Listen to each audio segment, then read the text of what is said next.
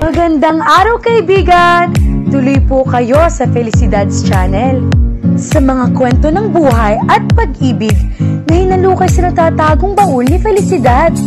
Pero bago po tayo magpatuloy, huwag niyo pong kalilimutan na i-like ang video, i-subscribe ang channel, at i-click ang notification bell para lagi kayong updated sa mga parating pa na upload.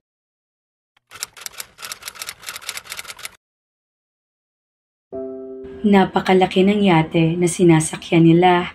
Sabi ni Charlotte, ang birthday celebrant, na kaya ng yate mag-accommodate hanggang 500 bisita. Ito ay nakaangkla malapit sa Manila Bay. Sa tansya ni Julian, parang 500 nga ang kasalukuyan laman ng yate. Nakalatag ng dilim sa karagatan, ngunit sa yate ay maliwanag na maliwanag. It was adorned with beautiful lights and beautiful flowers. A display of fireworks would happen at the end of the party. A live band playing mostly jazz music was at the upper deck. Jazz was Charlotte's favorite music. Nag-iisang anak lang daw ito, kaya ibinubuhos ng mga magulang nito rito ang lahat ng atensyon at pera ng mga ito. How did you do it? Tanong na Irene sa kanya. Nasa tabi sila ng railing ng yate, nakatanaw sa dagat. Doon siya hinila nito at dinala upang mag-usisa tungkol sa pagsama ni Dave sa kanya. Irene was sipping champagne. Tapos na silang kumain. Si Claire ay abala pa rin sa pakikipagtaksihan kay Charlotte at sa iba pang kaibigan ng mga ito. Naka-jacket na siya pero giniginaw pa rin siya. Humalukip-kip siya. Si Dave ay iniwan niyang kahuntahan ng mga bagong kakilala sa isa sa mga cabins ng yate. Narinig niya negosyo ang pinag-uusapan ng mga ito. Hindi alam ng mama nito na nasa yate ito ng mga sandaling iyon. Ikinuwento ko sa kanya yung tungkol kay Pinky. Ah, yung kaibigan mong stewardess? Oo nga no, pareho nga pala ni Dave yun na may malungkot na experience. Napahiya siguro siya. Si Pinky nga naman, kababaing tao pero hindi inalintana yung nangyaring trahedya sa pamilya nila. Tignan mo nga naman, kailangan mo lang palang ikwento yung tungkol kay Pinky. Saka, nagsisimula naman na talaga magbagong isip niya. Unang-una, pinayagan na niya ako magbalik sa pagiging flight attendant. Ibig sabihin, na-overcome na talaga niya ang trauma niya. E di, pag nagtagal-tagal pa, makakasama na natin siya pag nag-boat racing tayo. O kaya nag-scuba diving. Hindi malayo yan, pero hinahinay lang. Huwag natin biglain. Siguro, ang una ko muna ipagagawa sa kanya ay ang sumakay sa roller coaster. Sabay silang napahagikik. Since magiging normal na ulit ang buhay ni Dave, pwede mo na siguro i-consider ang pagpapakasal sa kanya. Ano ka? Kahit hindi mo overcome ni Dave yung takot niya, ay i-consider ko magpakasal sa kanya. I was just kidding. Alam ko naman yun. Baka mas malalim pa sa dagat na ito ang pagmamahal mo sa kanya. Where was I? Narito pa rin sa yate. Tumawa ito. Ibig kong sabihin, ano na yung sinasabi ko? The wedding? Oo nga pala, kaibiganin mo si Charlotte. Ano naman ang kinalaman nung sa kasal namin ni Dave? Nagtatakang tanong niya. Para pwede mong mahiraman sa kanya itong yate, dito mo gawin yung kasal niyo ni Dave. Ano ako? Hollywood star? Sa yate magpapakasal? May masama ba? Ayaw mo ba ng kasal na ang background mo ay dagat? Nakakasawa na sa simbahan. Tamang-tama, dito sa Manila Bay mo na rin gawin. Ang sunset ang gawin mong backdrop sa kasal nyo. How romantic, diba? Baka naman yung sunset ang tignan ng mga guests ko at hindi kami ni Dave. Baka masayang lang yung gown ko. Hindi mangyayari yun dahil mas maganda ka pa sa sunset. Mas gusto ko pa rin sa simbahan. Mas solemn, walang pang-agaw eksenang sunset. Siguro kung maidaraos naman ako sa yate, yung reception lang. Pwede rin. Julian, si Claire, ang nalingunan niyang tumawag sa kanya at bakas ang pag-aalala sa mukha nito. Si Dave, anito. Bakit? Halika. Hinawakan siya nito sa kamay at hinila. Sa isa sa mga cabins ng yate siya dinala nito pero hindi sa kung saan niya iniwan si Dave. Dumiretso sila sa comfort room. There, he found him slumped on the floor. Sa toilet bowl ay makikita ang sinuka nito. Maputla na rin ito. Anyo nang hihina. Ang unang pumasok sa isip niya ay napainom ito ng mga kahuntahan nito. Hindi umiinom si Dave. Kaunting alkohol lang ang pumasok sa katawan nito ay nagugulo ng sistema nito.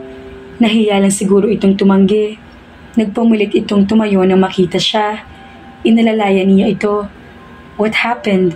Lumabas sila ng banyo. Maraming tao sa cabin. Halos lahat ay napatingin sa kanila. Is he alright?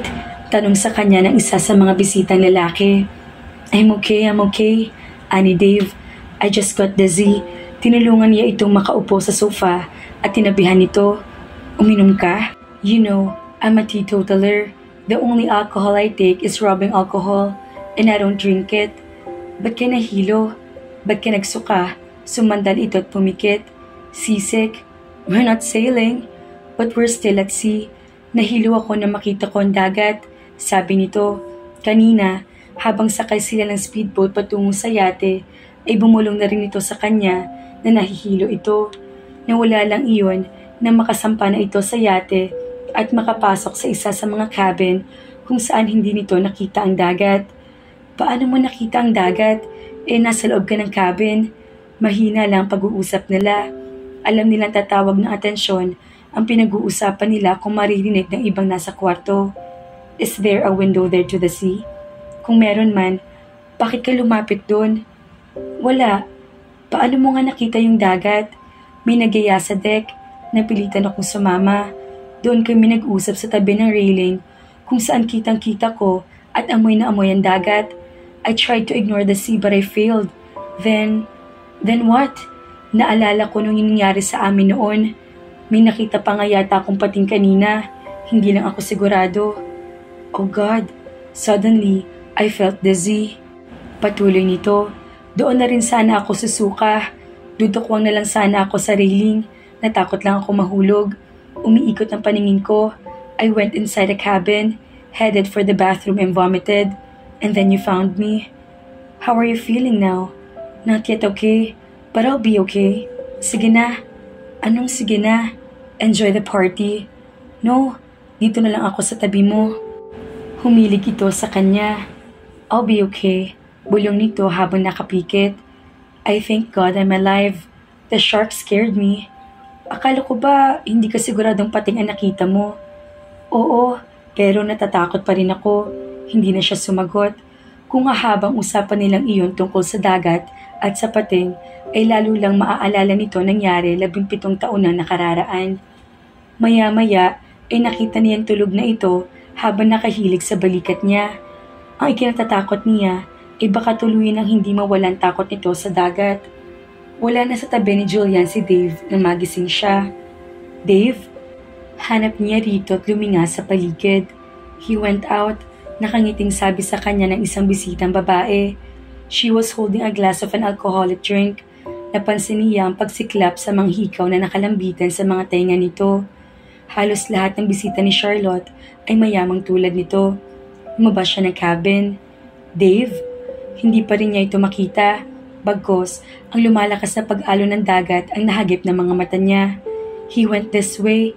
Itinuro na nasa lubong niya ang direksyon na tinungo raw ng kanyang nobyo. Hinawi niya mga bisita na nakaharang sa kanya para mas dumami pa yata ang tao sa yate. Pero paano nagkasya ang mga ito rito?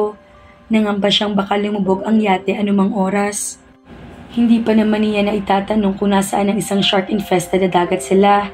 Sapat bang life jacket doon sa yate kung sakaling may mangyaring masama roon?